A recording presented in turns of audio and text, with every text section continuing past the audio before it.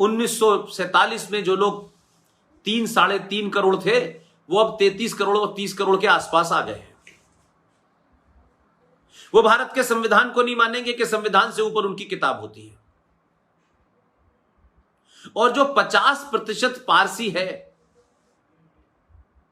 50-55 हजार है, सॉरी, वो कभी माइनॉरिटी कमीशन का चेयरमैन नहीं बनता। जब तो माइनॉरिटी कमीशन का चेयरमैन मुसलमान ही बनता है, क्योंकि बेचारे वही सबसे कमजोर हैं इस माइनॉरिटी के अंदर भी। हजारों करोड़ों का वहां पे वजीफा मिलता है, हजारों करोड़ों स्कॉलरशिप मिल रही है, माइनॉरिटी के नाम पे सरकार का खजाना खुला हुआ है, और उसके साथ साथ हजारों लाखों मदरसे भी चल रहे हैं। मदरसों में क्या पढ़ाया जाता है ये पूरी दुनिया जानती है। पूरे पाकिस्तान में मदरसे से निकला हुआ ही जो है जैश ए मोहम्मद का चीफ बनता है, लश्कर तैयबा का चीफ बनता है। हमारे मदरसों में पढ़ने के बाद मूसा बनते हैं, दुजाना बनते हैं। तो हम मदरसों को भी मदद करेंगे, हम माइनॉरिटी कमीशन से भी हमारा और आपके पैसे से जो बजट पे हम देते हैं वो भी चलेगा।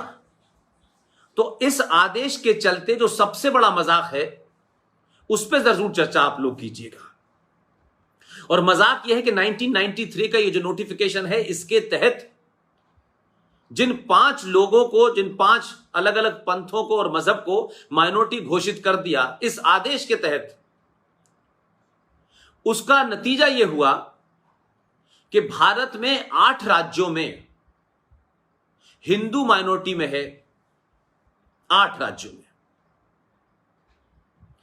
कमाल यह है कि लक्षद्वीप नाम की एक जगह है, आप सब लोगों ने सुनी होगी। अब उस लक्षद्वीप के अंदर आप सोचिए, वहां कुल मिलाकर के जो टोटल पॉपुलेशन है उसका 98% लक्षद्वीप में मुसलमान रहते हैं। यानी 100 में से 58 मुसलमान रहते हैं और 2% यानी 100 में से 2 हिंदू रहते हैं। लेकिन यह सरकार का आदेश पिछले 93 से लेके आज तक चल रहा है।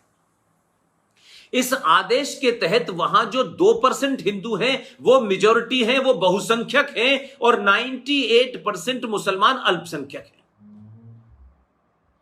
अब आप इसे हंस सकते हैं क्या? ये वामपंथियों के, ये लिबरल के, ये जो शाहीन बाग पे बैठने वाले लोग संविधान का नारा लगा रहे हैं, अंबेडकर की किताब और अंबेडकर को बड़े बड़े पोस्टर लेके लगा रहे हैं, क्या उन मक्कारों को, आपको उनको बात मुंह से, तर्कों से आपको कॉर्नर नहीं करना चाहिए था? उन्हें एक्सपोज नहीं करना चाहिए था कि जिस बाबा साहब अंबेडकर की तुम बात करके पोस्टर लगा करके लोगों को बेवकूफ बना रहे हो, दलितों को बेवकूफ बना रहे हो, वाल्मीकियों को बेवकूफ बना रहे हो, दादा साहब बाबा साहब अंबेडकर के इस संविधान में तो 144 बार उसको बदलाव कर दिया गया, तब आपने नहीं रोका। यह संविधान कहां आपको इजाजत देता था सेकुलरिज्म शब्द की? आपने तो प्रीएम्बल में बदल दिया।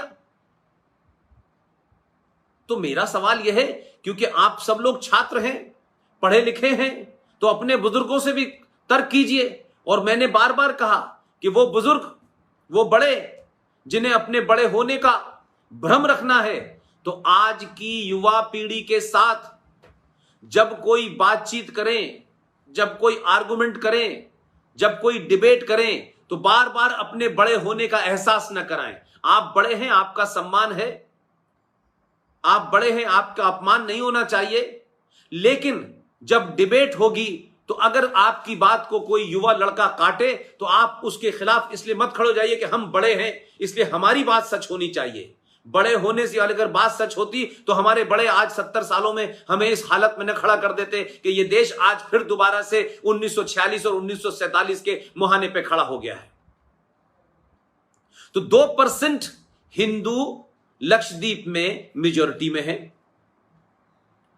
और 3% हिंदू मिजोरम में, जहां 97% ईसाई मेजॉरिटी में है, वहां 3% हिंदू वहां मेजॉरिटी में हो गया है और वहां ईसाई माइनॉरिटी में है। 11% मेघालय में हिंदू जो है वो मेजॉरिटी में है। ऐसे ही नागालैंड है, ऐसे ही पंजाब भी है। अब आप पूछिए, सुप्रीम कोर्ट से कि जो सुप्रीम कोर्ट सुबह से शाम तक हजारों मुद्दों पे बोलती है, इतना बड़ा जघन्य अपराध और खामोशी, एकदम इसको कोई सुओ मोटो भी नहीं ले रहा कि भाई चलो सुओ मोटो ले लेते, बड़े सारे कामों की सुओ मोटो उनको चिंता रहती है, इसको भी लेना चाहिए था, लेकिन नहीं लिया। लेकिन मैं आपसे कह रहा हूं कि मेरी और आपकी भूमिका यह है कि हमें इसको पूरी ताकत के साथ उठाना चाहिए, और अगर हमने नहीं उठाया तो हमसे लोग सवाल पूछेंगे कि भाई आप अपने बुजुर्गों के बारे में तो बोलते हैं, लेकिन आप कभी अपने बारे में क्यों नहीं बोलते कि आपने ये सवाल क्यों नहीं उठाए थे, आपका क्या लालच था। मेरा मानना है कि इन मुद्दों को तर्कों के साथ उठाइए, पूरी ताकत के साथ उठाइए। इसीलिए मैंने कहा कि आपको जब भी इन तर्कों की बात करनी हो तो आपके द्वारा राष्ट्रवादी संगठनों जो सालों से काम कर रहे हैं, उन संगठनों के लिटरेचर को थोड़ी देर के लिए मान लीजिए कि इनको हमें रेफरेंस में नहीं लेना है। रेफरेंस में हमें उन्हीं किताबों को लेना है जो अपने आप को लिबरल कहते हैं, सेकुलर कहते हैं, वामपंथी कहते हैं, और बड़े बड़े इंटेलेक्चुअल बनते हैं, और वो कहते हैं कि किसी किताब का जिक्र बताइए जिसमें लिखा हो। तो हमें उन किताबों का उस वक्त रेफरेंस नहीं देना चाहिए जिन किताबों के बारे में लोग हमें कॉर्नर करते हैं और उन किताबों को हमें नकारते हैं। हमें उन्हीं के घर में घुस के उनकी किताब, उस दौर में लिखी हुई किताबों का जिक्र करके उनके झूठ को उजागर करना चाहिए, क्योंकि जब आप उनको झूठ से कॉर्नर करेंगे तब आप अगले 50 साल के बाद जो किताबें राष्ट्रवादियों ने लिखी हैं, अलग अलग समय पे लिखी हैं, वो भी महत्वपूर्ण हैं, लेकिन आप दुश्मन को दुश्मन की उस हथियार से हराइए जो दुश्मन आपको उस हथियार से बार बार आपको झूठ बोलता रहा है। फिर उसके बाद अपनी बातों का जिक्र करिए। मैंने कहा नहीं, वो किताबें भी जरूरी हैं, वो भी पढ़ना जरूरी है, लेकिन आज आप एक ऐसे समय में हैं कि एक विचारधारा देश को तोड़ना चाहती है। वो लोग जिन्होंने पाकिस्तान का समर्थन किया, वो वामपंथी जिन्होंने 1962 में चीनी फौजियों को खून देने की बात की, भारत का विरोध किया, नारे लगाए, जलसे किए, वो वामपंथी आज आपको जब कॉर्नर करते हैं तो आज उनके दौर में लिखी हुई किताबों का जिक्र जरूर कीजिएगा और उन्हीं किताबों से उन्हें कॉर्नर करा करिए। लिहाजा मैं मानता हूं कि कुछ कुछ किताबें हैं, जैसे एक किताब है guilty man of India's partition, ये राम मनोहर लोहिया जी ने लिखी है, इसको जरूर पढ़िएगा। और इस किताब के अंदर पूरी तौर से बताया गया है कि क्या क्या हुआ, कब कब हुआ, किस तरह से हुआ। लिहाजा जब आप इन किताबों का जिक्र करेंगे तो आपको पता चलेगा कि किस तरीके से क्या क्या चीजों का रेफरेंस हुआ है। जैसे एक किताब है मुस्लिम पॉलिटिक्स इन सेकुलर इंडिया, ये हामिद दाहलवी साहब की किताब है, ये महाराष्ट्र के एक बड़े दानिश्वर ने लिखी है।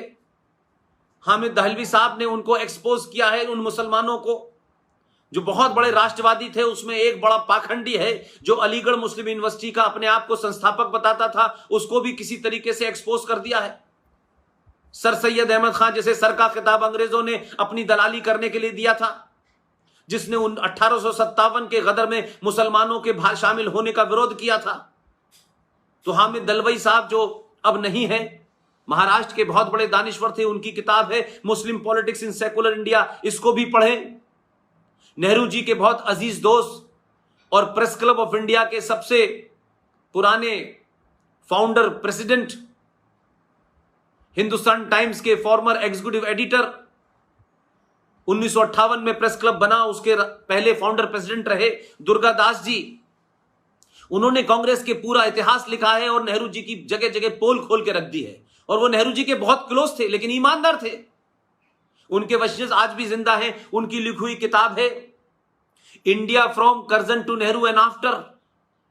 इस किताब को अगर आप पढ़ लेंगे तो ये वामपंथी जो बहुत जोर जोर से चिल्लाते हैं, जो जेएनयू के लोग बड़े तर्क और वितर्क करते हैं और अपने एजेंडे को सुलझाने के लिए गलत रेफरेंस देते हैं, आप उन्हीं की किताबों से उनका सामना कीजिए। इसलिए आज के युवा को, ये बहुत सारे लोग जो वैंकूवर पहुंच गए हैं, कनाडा पहुंच गए हैं, और भारत में भी वो शक्तियां लगातार किसी एजेंडे के तहत इस देश को तोड़ने की मुहिम चला रही हैं।